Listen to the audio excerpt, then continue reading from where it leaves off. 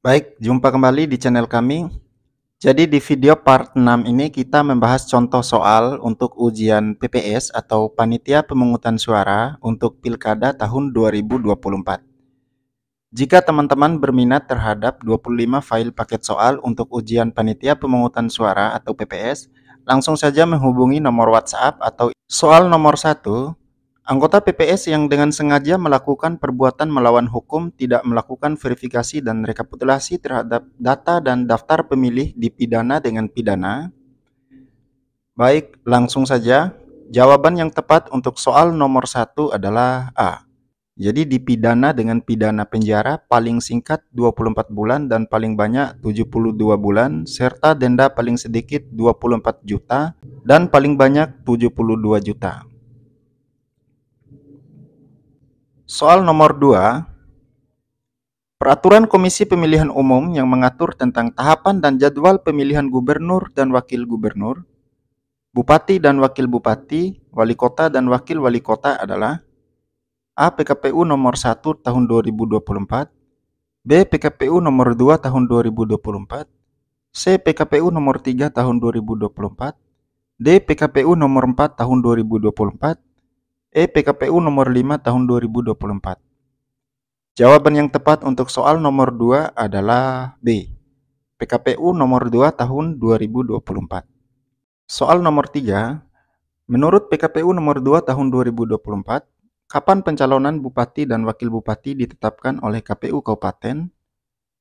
Jawaban yang tepat untuk soal nomor 3 adalah E. Jadi ditetapkan pada tanggal 22 September tahun 2024.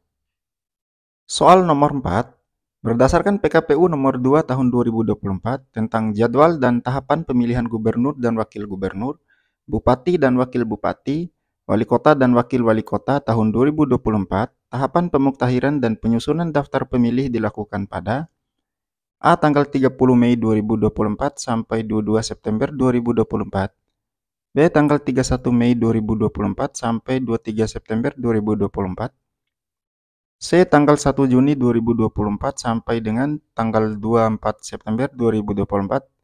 D. Tanggal 2 Juni 2024 sampai tanggal 25 September 2024. E. Tanggal 31 Mei 2024 sampai dengan tanggal 25 September 2024. Baik, jawaban yang tepat untuk soal nomor 4 adalah B. Tanggal 31 Mei 2024 sampai tanggal 23 September 2024. Soal nomor 5. Pemilih yang belum terdaftar dalam daftar pemilih sementara dapat mendaftarkan diri ke PPS dan dicatat dalam A. Daftar pemilih baru, B. Daftar pemilih potensial, C. Daftar peserta pemilu, D. Daftar pemilih tambahan, E. Daftar anggota pemilih. Baik, jawaban yang tepat untuk soal nomor 5 adalah D. Bahwa pemilih yang belum terdaftar dalam daftar pemilih sementara dapat mendaftarkan diri ke PPS dan dicatat dalam daftar pemilih tambahan atau DPTB. Soal nomor 6, setelah melakukan perbaikan dan mengumumkan hasil perbaikan daftar pemilih sementara, maka kegiatan selanjutnya yang dilakukan oleh PPS adalah A. Mengumumkan daftar pemilih tetap, B. Menyampaikan daftar pemilih kepada PPK, C. Menetapkan hasil perbaikan daftar pemilih sementara, D. Mengangkat petugas pemuktahiran data pemilih, E. Menerima masukan dari masyarakat tentang daftar pemilih sementara. Baik, jawaban yang tepat untuk soal nomor 6 adalah C. Bahwa setelah melakukan perbaikan dan mengumumkan hasil daftar pemilih sementara, maka kegiatan selanjutnya yang dilakukan oleh PPS adalah menetapkan hasil perbaikan daftar pemilih sementara. Soal nomor 7, penduduk yang telah terdaftar dalam DPT selanjutnya akan menerima A. Surat pernyataan dari petugas pemuktahiran data pemilih, B. Surat pemberitahuan sebagai pemilih oleh PPS, C. Dicatatkan dalam daftar pemilih tambahan, D. Surat pemuktahiran dari PPK, E. Jawaban A dan C benar. Baik, jawaban yang tepat untuk soal nomor 7 adalah B. Bahwa penduduk yang telah terdaftar dalam DPT selanjutnya akan menerima surat pemberitahuan sebagai pemilih oleh PPS. Soal nomor 8. Siapakah yang berhak menandatangani dokumen daftar pemilih sementara atau DPS dan DPS hasil perbaikan? A. Ketua KPPS, B. Ketua PPS, C. Ketua PPK, D. Ketua KPU Kabupaten Kota, E. Ketua KPU Provinsi. Baik, jawaban yang tepat untuk soal nomor 8 adalah B. Jadi yang berhak menandatangani dokumen daftar pemilih sementara dan hasil perbaikan adalah Ketua PPS atau Ketua Panitia Pemungutan Suara. Soal nomor 9, di bawah ini yang merupakan prinsip penyelenggaraan Pilkada 2024 adalah A. Mandiri, B. Efektif, C. Akuntabel, D. Aksesibel, E. Fleksibel. Baik, jawaban yang tepat untuk soal nomor 9 adalah E. Fleksibel. Soal nomor 10, dimulai pukul berapakah KPPS mulai membuka rapat pemungutan suara pada hari pemungutan suara di TPS pada penyelenggaraan Pilkada 2024? A. Pukul 06.00 waktu setempat, B. Pukul 07.00 waktu setempat, C. Pukul 08.00 waktu Indonesia Barat, D. Pukul 07.00 waktu Indonesia Tengah, E. Pukul 06.30 waktu setempat. Baik, jawaban yang tepat untuk soal nomor 10 adalah B. Pukul 07.00 waktu setempat. Soal nomor 11. DPS menerima masukan dan tanggapan dari masyarakat dan peserta pemilu paling lama sejak daftar pemilih sementara diumumkan. A. 10 hari, B. 11 hari, C. 20 hari, D. 21 hari, E. 22 hari. Baik, jawaban yang tepat untuk soal nomor 11 adalah D. Bahwa PPS menerima masukan dan tanggapan dari masyarakat dan peserta pemilu paling lambat 21 hari sejak daftar pemilih sementara diumumkan. Soal nomor 12, menyerahkan hasil penghitungan suara kepada PPS dan pengawas TPS merupakan tugas dari A. KPPS, B. PPK, C. KPU Kabupaten Kota, D. Panwaslu Kecamatan, E. Semua jawaban salah. Baik, jawaban yang tepat untuk soal nomor 12 adalah A. Jadi yang menyerahkan hasil penghitungan suara kepada PPS dan pengawas TPS merupakan tugas dari KPPS. Soal nomor 13, tugas, wewenang, dan kewajiban KPPS meliputi di bawah ini, kecuali A. Mengumumkan dan menempelkan daftar pemilih tetap di TPS, B. Menyerahkan daftar pemilih tetap kepada saksi peserta pemilu yang hadir dan pengawas pemilu lapangan, C. Melaksanakan pemungutan dan penghitungan suara di TPS, D. Mengumumkan hasil penghitungan suara di TPS, E. Menyerahkan hasil penghitungan suara kepada KPU Kabupaten Kota dan Bawaslu Kabupaten Kota. Baik, jawaban yang tepat untuk soal nomor 13 adalah E. Kecuali menyerahkan hasil penghitungan suara kepada KPU Kabupaten Kota dan Bawaslu Kabupaten Kota.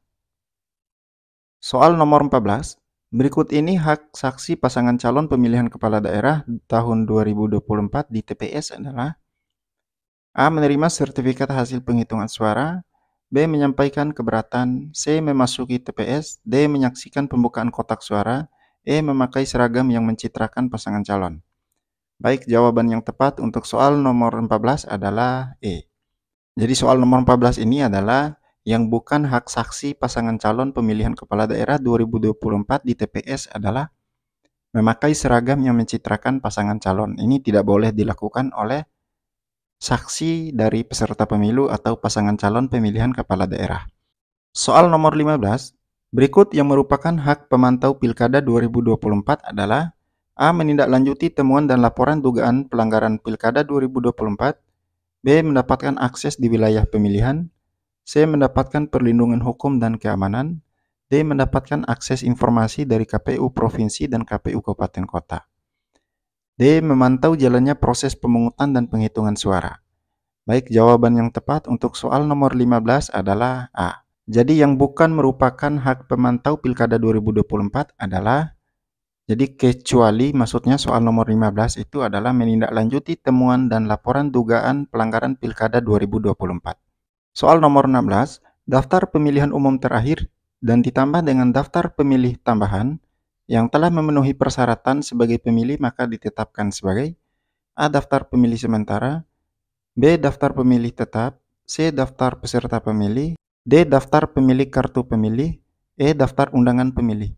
Jawaban yang tepat untuk soal nomor 16 adalah A. Daftar pemilih sementara. Soal nomor 17. Dalam melaksanakan tugasnya, Ketua KPU Provinsi, dan Ketua KPU Kabupaten Kota bertanggung jawab kepada A. Rapat rutin, B. Rapat pleno, C. KPK atau Komisi Pemberantasan Korupsi, D. Eksekutif dalam hal ini presiden, gubernur, dan bupati wali kota. E. Legislatif dalam hal ini DPR, DPRD provinsi, dan DPRD kabupaten kota. Baik, jawaban yang tepat untuk soal nomor 17 adalah B. Jadi KPU provinsi, dan KPU kabupaten kota bertanggung jawab kepada rapat pleno. Soal nomor 18, berikut salah satu wewenang DKPP. A. Memutus pelanggaran kode etik. B. Memberhentikan penyelenggara yang melanggar kode etik. C. Memberikan penghargaan kepada penyelenggara. D. Melakukan uji material terhadap regulasi pemilu. E. Membentuk PPS. Baik, jawaban yang tepat untuk soal nomor 18 adalah A. Jadi wewenang DKPP adalah memutus pelanggaran kode etik penyelenggara pemilu. Soal nomor 19, dalam rangka persiapan pemungutan suara, KPPS melakukan kegiatan yang meliputi A. Pembukaan TPS, B. Mengeluarkan kotak suara, C. Memeriksa keadaan seluruh kotak suara, D. Penyerahan salinan daftar pemilih tetap kepada saksi yang hadir, E. Penyerahan daftar pemilih sementara kepada saksi yang hadir dan pengawas TPS. Baik, jawaban yang tepat untuk soal nomor 19 adalah A. Dalam rangka persiapan pemungutan suara, KPPS melakukan kegiatan yang meliputi pembukaan TPS. Soal nomor 20, dalam pelaksanaan pemungutan suara, KPPS melakukan kegiatan yang meliputi di bawah ini, kecuali A. Rapat pemungutan suara, B. Mengawal proses pelaksanaan pemberian suara, C. Pemeriksaan persiapan akhir pemungutan suara, D. Pengucapan sumpah atau janji pengawas TPS dan saksi, E. Penjelasan kepada pemilih tentang tata cara pemungutan suara. Baik, jawaban yang tepat untuk soal nomor 20 adalah D. Kecuali pengucapan sumpah dan atau janji pengawas TPS dan saksi.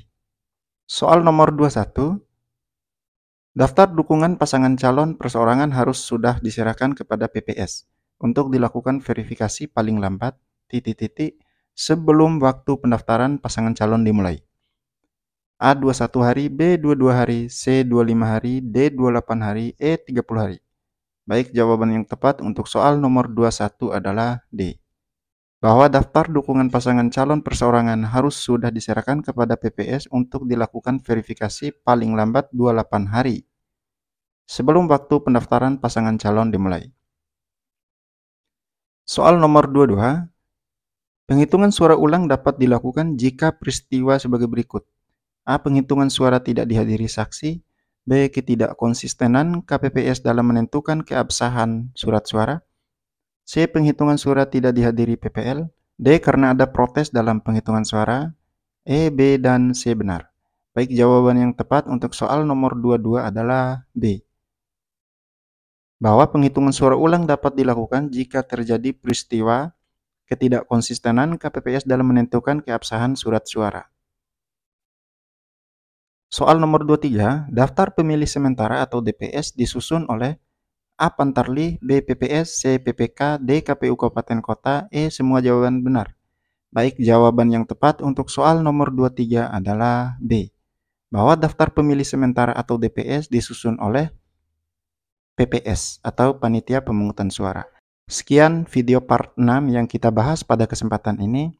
Semoga dapat menambah wawasan dan teman-teman dapat lulus dalam seleksi CAT Panitia Pemungutan Suara pada pelaksanaan Pilkada Serentak 2024. Billahi taufiq wal hidayah. Wassalamualaikum warahmatullahi wabarakatuh.